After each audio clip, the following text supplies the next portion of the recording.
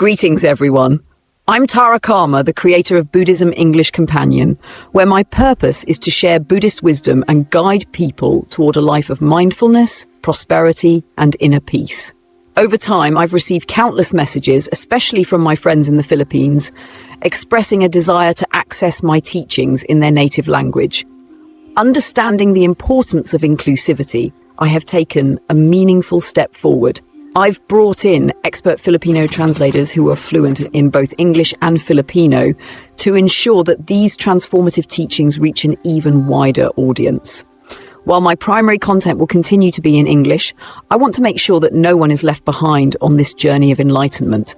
To my Filipino viewers, this is my way of showing appreciation for your support and enthusiasm. Your voices have inspired this change, and I am honored to take this step with you. Now, let's begin today's teaching. Paano kung sabihin ko sa iyo na ang swerte ay hindi basta-bastang random? Na may mga numero na hindi lang basta nakatambay.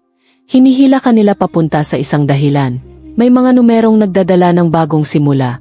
May ilan na nagbibigay ng walang humpay na momentum. At may ilan na kayang baguhin ang lahat. Gaya ng 47, ang numerong lumalabas kapag hindi mo inaasahan. O ang 78, ang numerong konektado sa tunay at pangmatagalang kasaganaan. At narito ang 78, ang numerong sumasagisag sa malaking pagbabago.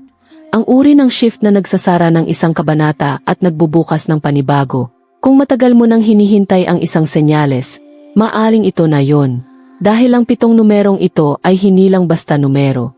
Posibleng sila ang susi sa isang malaking oportunidad. Kaya ang tanong, alin sa kanila ang tinatawag ka?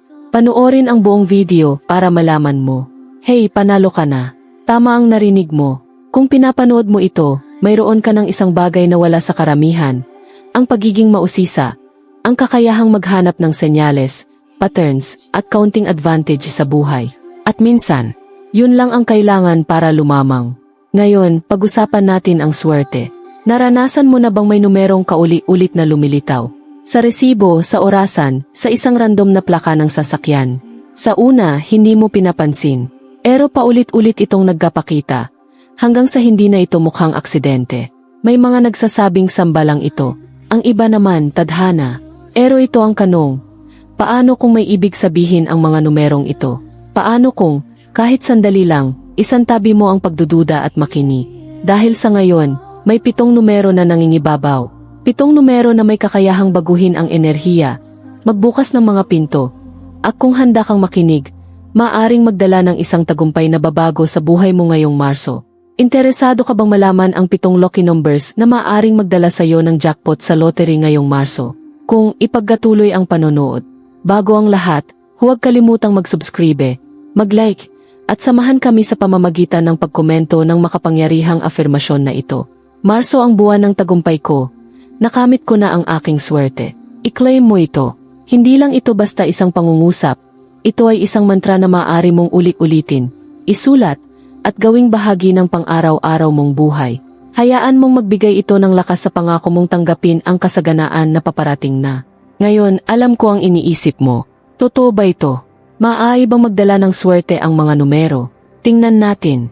Ang mga numero ay hindi lang basta simbolo. May bigat ang mga ito. Ang ilan ay matagal nang konektado sa kayamanan, mga bagong simula, at hindi inaasahang swerte. Mula sa sinaunang paniniwala, numerolohiya, at mga espiritual na tradisyon. Maraming kultura ang naniniwala na may enerhiya ang ilang numero. Isang enerhiya na nagdadala ng oportunidad sa mga hindi mo inaasahang sandali. At sa ngayon, may 7 numerong lumilitaw, 10, 17, 23, 47, 78, 87 at 78. Bawat isa ay may kanya-kanyang kahulugan. May sariling ritmo. May sariling paraan ng paghatak ng swerte sa direksyon mo. Pero huwag mong basta paniwalaan ang sinasabi ko. Simulan natin sa unang numero, 10. Numero 10. May kakaiba sa numerong ito. Kapansin-pansin. Pakiramdam mo ay buo ito. Makapangyarihan. At marahil, ito ang numerong babago sa lahat para sa'yo. Pag-isipan mo. Ilang daliri ang mayroon ka? 10. Paano tayo nagbibilang? Sa 10-10, ito ang unang numero na nararamdaman nating isang buong siklo. Parang may nabuo. Sa isang paraan, ang isasewo ay isang pintuan. At kapag tinawid mo ito, nagsisimulang gumalaw ang mga bagay. Napansin mo ba na ang mga malalaking pagbabago sa buhay ay kadalasang nangyayari kapag nagdesisyon kang magsimula muli? Bagong trabaho, bagong kahanan, bagong mindset. Lahat ng ito ay nagsisimula sa sandaling sabihin mong, sige, ito na ang simula. Yan ang kinakatawan ng isasero, ang enerhiya ng pagsisimula muli, ng pagharap ng walang pag-alinlangan. Ngayon, ilipat natin ito sa lottery.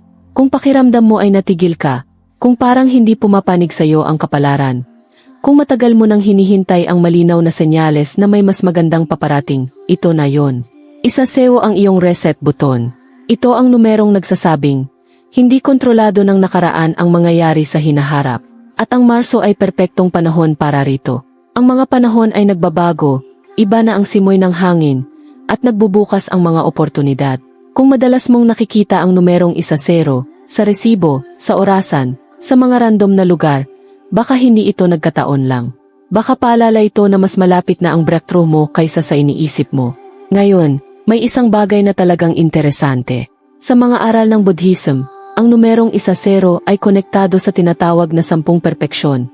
Mga katangiang tulad ng gyaga, karunungan, at pagiging bukas palad na humahantong sa tunay na kasiyahan.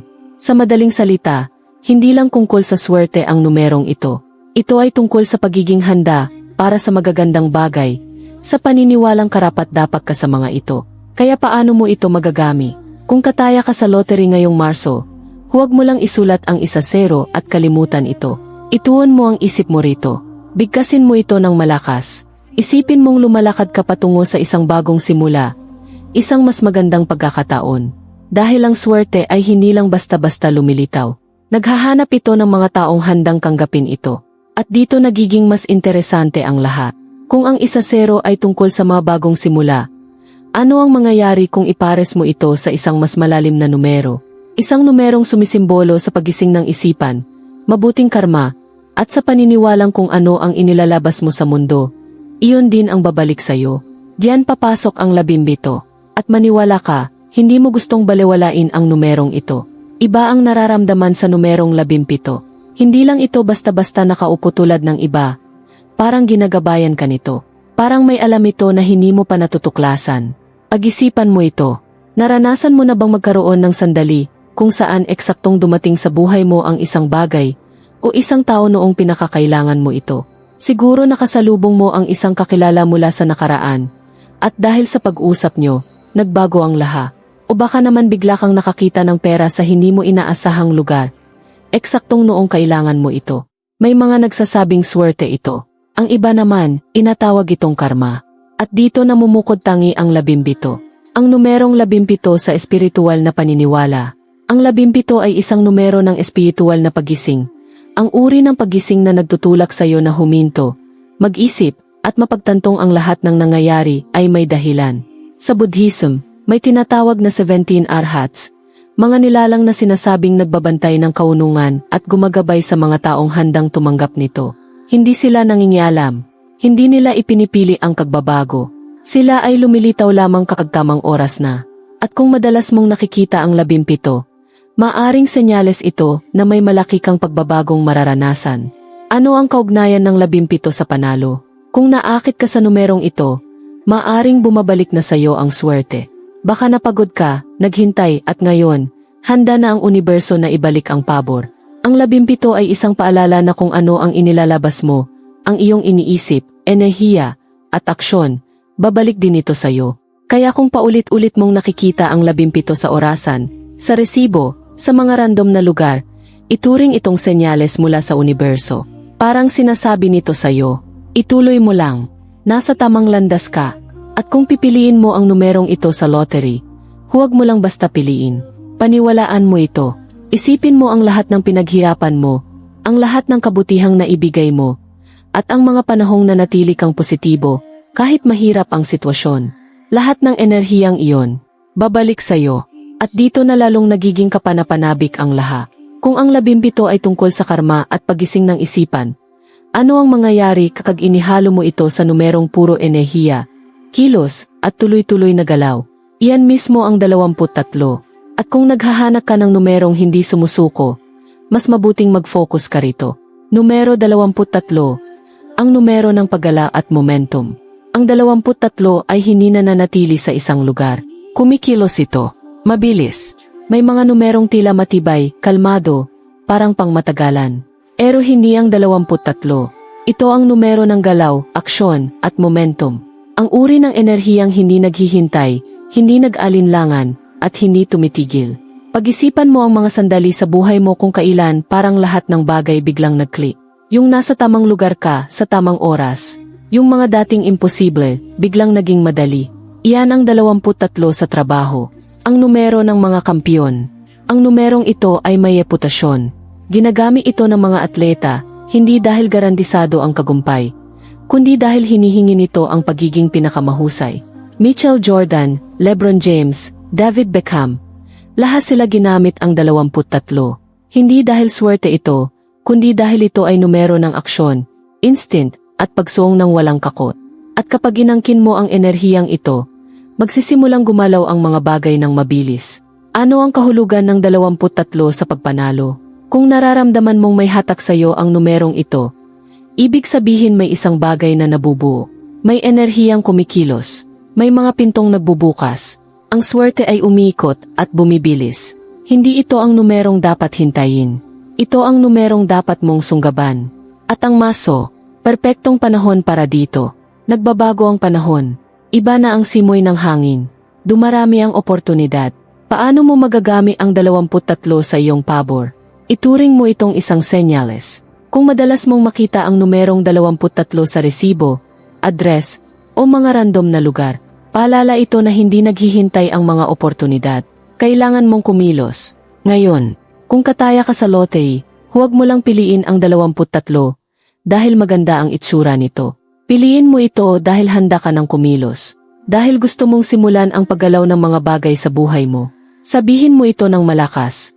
Isulat mo ito. Hayaan mong ipaalala nito sa iyo na ang swerte ay hindi lang nakatambay, ito ay gumagalaw. At sa ngayon, papalapit ito sa iyo. Ngunit heto ang mas kapanapanabik na bahagi. Ang enerhiya ay isang bagay.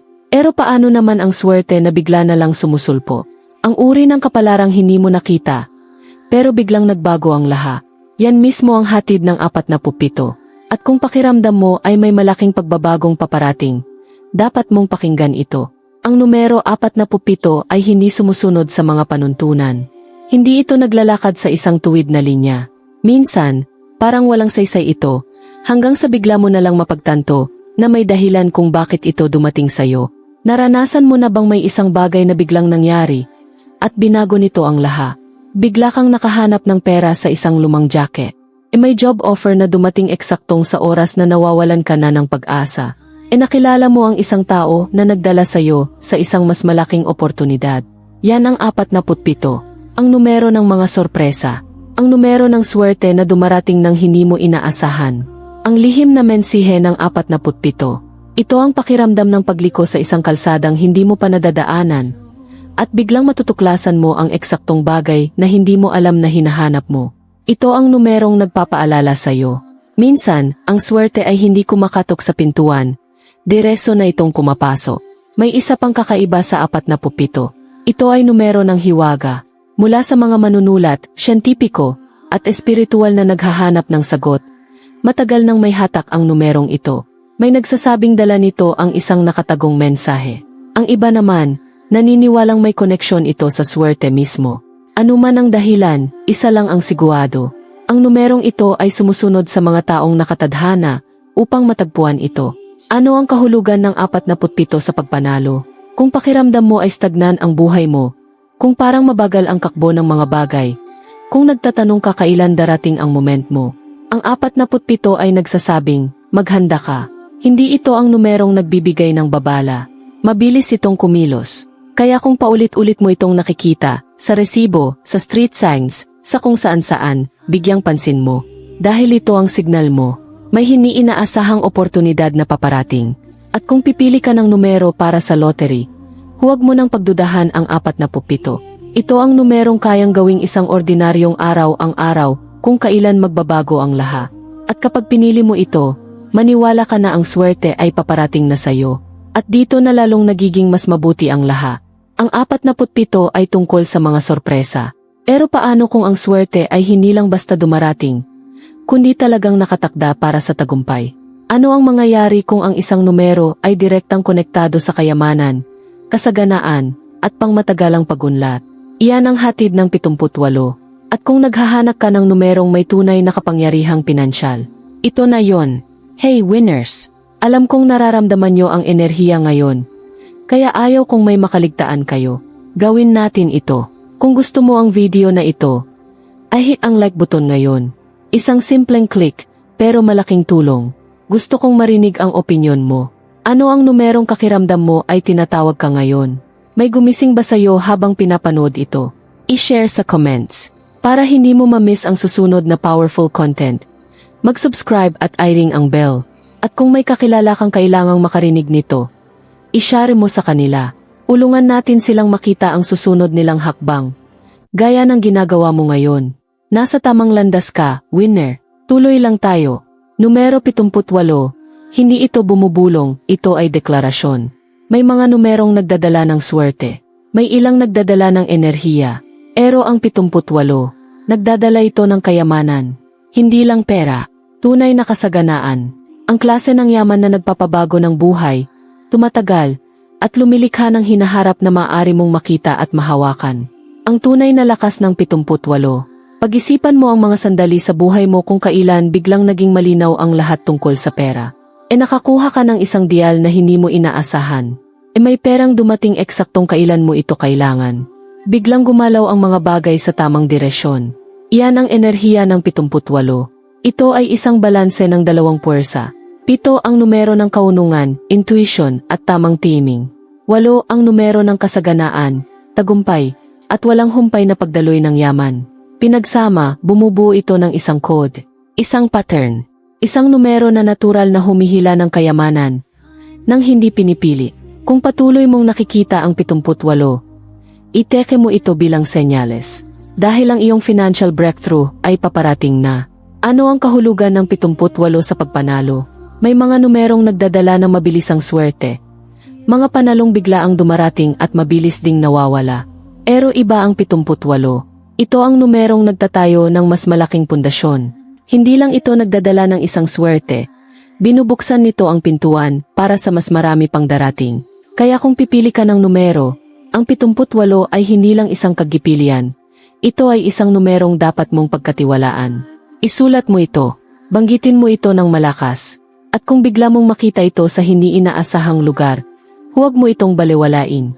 Dahil may sinasabi ito sa iyo, mas malapit na ang kasaganaan kaysa sa iniisip mo. Ngunit dito palalong nagiging mas kapanapanabik ang laha. Ang 78 ay nagdadala ng enerhiyang pinansyal. Pero paano kung kaya mong idirekta ang enerhiyang ito? Paano kung ang swerte ay hindi lang isang bagay na basta na lang nangyayari, kundi isang bagay na kaya mong likhain? Diyan papasok ang 87. At kung naghahanap ka ng numerong kayang gawing realidad ang isang iniisip mo lang dati, ito ang numerong kailangan mong makita. Pag-usapan natin ang 87. May mga numerong nagdadala ng swerte. May mga numerong nagdadala ng kayamanan. Pero ang 87, nagdadala ito ng resulta. Ito ang tulay sa pagitan ng gusto mo at nakukuha mo. Ang puwang sa pagitan ng iniisip mo at ng realidad. Naranasan mo na bang biglang lumitaw ang isang bagay na matagal mo nang gusto? Iniisip mo ang isang tao, bigla siyang tumawag. Pauli-ulit mong naiisip ang isang goal, at bago mo namalayan, dumating ang oportunidad mismo sa harapan mo. Hindi yon basta samba. Iyon ay manifestation. At iyan mismo ang ibig sabihin ng 87. Ang lakas ng 87, isang direktang koneksyon sa swerte. Tingnan natin ang dalawang numerong bumubuo sa 87. 8 ang numero ng kasaganaan, kumpiyansa, at tuloy-tuloy na tagumpay. Ito ang numero ng karunungan, intuition, at hindi nakikitang puwersang gumagalaw sa iyong pabor. Pinagsama, bumubuo sila ng isang dietsong landas mula sa iyong isipan patungo sa realidad. Kaya kung kakiramdam mo ay naakit ka sa 87, ibig sabihin may isang malaking bagay na papalapit na sayo. Isang bagay na matagal mo nang iniisip, inaasam, at pinapangarap. Nagsisimula na itong gumalaw patungo sa direksyon mo. Ano ang kaugnayan ng 87 sa panalo? Karamihan sa mga tao ay naniniwalang random lang ang swerte. na may mga taong tinatamaan nito at may ibang nalalampasan. Pero paano kung kaya mong tawagin ang swerte? Ano kaya kung sa mismong sandaling isinulat mo ang isang numero, binanggit mo ito, o kahit naniwala ka lang dito, binabago mo na ang tiyansa mong manalo? Iyan ang ginagawa ng 87. Ipinapaalala nito na ang swerte ay sumusunod sa atensyon, na kung saan mo ilalagay ang iyong enerhiya, may paraan itong bumalik sa'yo. Kaya kung madalas mong makita ang numerong ito, sa resibo, address, orasan, ito ang mensahe nito. Mag-focus ka. Malapit nang dumating ang matagal mong hinihintay. At kung pipili ka ng numero para sa lottery, huwag mo lang basta isulat ang 87 at kalimutan ito. Isipin mo ang gusto mong mangyari. Ilarawan mo ito. Damhin mo ito. Sabihin mo ito ng may paniniwala. Dahil kapag nasa panig mo ang 87, hindi lang lumilitaw ang swerte, nakikinig ito. Ngunit heto ang mas malaking kanong. Ano ang mangyayari kung ang swerte ay hindi lang tungkol sa pag-akit ng kayamanan, kundi tungkol sa pagtatapos ng isang bagay? Paano kung hindi lang ito tungkol sa panalo, kundi sa pagsasara ng isang buong kabanata? Diyan papasok ang 78. At kung naghahanap ka ng numerong sumasagisag sa isang malaking turning point sa buhay mo, ito ang numero para sa'yo. 78, ang numero ng pagkumpleto at tagumpay. May mga numerong sumisimbolo sa mga bagong simula. May mga numerong nagdadala ng momentum. Pero ang 78, ito ang numerong nagsasara ng buong cycle. Pag-isipan mo ang isang sandali sa buhay mo kung kailan alam mong tapos na ang isang kabanata. Isang goal na sa wakas ay natupad. Isang aral na lubusan mong natutunan. Isang pangarap na matagal mong hinintay, at sa wakas, dumating. Iyan ang 78, ang numero ng pagkatapos. Pero hindi lang basta pagtatapos, kundi isang pagtatapos na may gantimpala. Ang tunay na lakas ng 78. Tingnan natin ang dalawang numerong bumubuo rito. 9 ang numero ng kaganapan, kaunungan, at mga bagay na unti-unting bumabagsak sa tamang lugar. 8 ang numero ng kayamanan, daloy ng kasaganaan, at tagumpay na tumatagal. Pinagsama, bumubuo sila ng isang perpektong balanse. Isang pagtatapos na naghahanda sa'yo para sa bagong simula. Kung patuloy mong nakikita ang 78, ibig sabihin nito ay nasa hangganan ka ng isang malaking pagbabago. Ang finish line ay nasa harapan mo na. Lahat ng pinaghiyapan mo, lahat ng tiniis mo, malapit nang magpakita ang resulta. Ano ang kahulugan ng 78 sa pagpanalo? Ang 78 ay hindi basta-bastang swerte. Ito ang numerong nagtatapos ng isang kabanata. Ang pagbabago mula sa isang antas patungo sa susunod. Kung naakit ka sa numerong ito, ibig sabihin malapit na ang sandali mo. Ang isang cycle ay nagtatapos, at isang bago ang magsisimula. Kaya kung pipiliin mo ang 78 sa lottery, huwag mo lang itong tingnan bilang numero. Tingnan mo ito bilang isang senyales. Isang patunay na ang matagal mo nang hinihintay ay papalapit na. Na ang enerhiyang inilabas mo sa mundo ay babalik sa iyo sa isang napakalaking paraan. At iyan ang ganda ng swerte. Hindi lang ito tungkol sa mga numero. Ito ay tungkol sa tamang tempo. Tungkol ito sa pag-alam kung kailan ka abante, kailan mo paniniwalaan ang mga senyales, at kailan mo angkinin ang swerte na paparating na sa iyo. Ngayon, ang tanong, paano mo masisigurong handa ka na para rito? Iyan mismo ang pag-usapan natin sa susunod. Mga simpleng pero makapangyarihang paraan upang mapalaki ang iyong swerte ngayong Marso. Dahil kapag kumatok ang oportunidad, ayaw mong magdalawang isip. Gusto mong handa ka na. Ang swerte ay hindi lang tungkol sa mga numero. Ito ay tungkol sa paghahanda mo sa sandaling dumating ang tamang pagkakataon. Ngayon, hawak mo na ang 7 masuswerteng numero. Bawat isa ay may sariling enerhiya, sariling kahulugan. Pero paano mo masisigurong gagana ang mga ito sa pabor mo? Paano mo gagawing realidad ang posibilidad? Simple lang. Maging bukas, magmasid, at kumilos sa tamang oras. Narito kung paano mo ito magagawa. Pansinin ang mga senyales. May numero ka bang paulit-ulit na nakikita? Sa resibo, phone numbers, orasan. Hindi yon aksidente. Iyon ay isang hudya. Kapag napansin mong isang numero ang paulit-ulit na lumilitaw sa hindi mo inaasahang lugar, baka yon ang numero na hinihintay mong i-claim. Maglaro ng may kumpiyansa. Napansin mo ba kung paano may mga tao na paulit-ulit na nananalo? Hindi sila nagdadalawang isip. Hindi sila naglalaro ng walang tiwala sa sarili. Sila ay lumalaban na parang alam nilang panalo na sila. Ang enerhiyang iyon ay mahalaga. Kung kataya ka sa lottery, Huwag kang pumili ng numero, apos pagdudahan ito.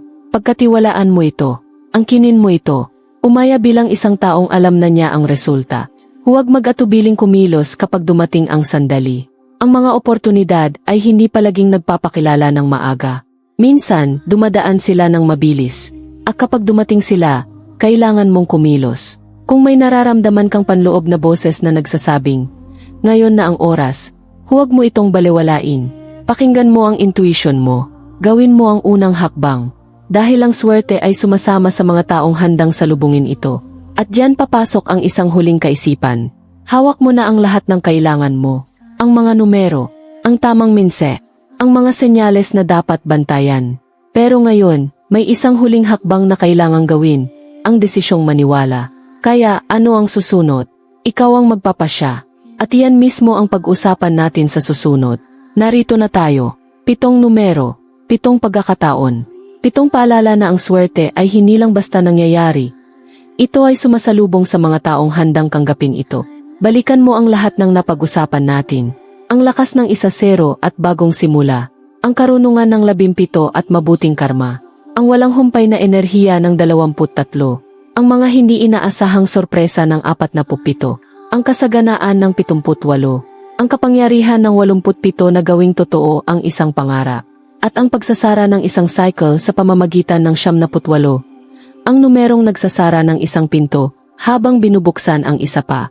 Bawat isa ay may sariling kahulugan, may sariling hata, may sariling paraan ng paggalaw ng swerte sa tamang direksyon. Pero heto ang tunay na tanong. Ano ang gagawin mo rito ngayon? Isusulat mo lang ba ang mga numerong ito at kalilimutan? O magmamasid ka, magtitiwala sa intuition mo, at kikilos kapag naramdaman mong tama ang sandali? Dahil ang swerte ay may kakaibang paraan ng paggana. Hindi ito kumakatok at naghihintay na mapansin mo. Gumagalaw ito ng mabilis. At kapag ginawa nito, kailangan mong handang sunggaban ito. Nagustuhan mo ba ang content? Kung inaanyayahan ka naming mag-subscribe sa aming channel at i-like ang video na ito.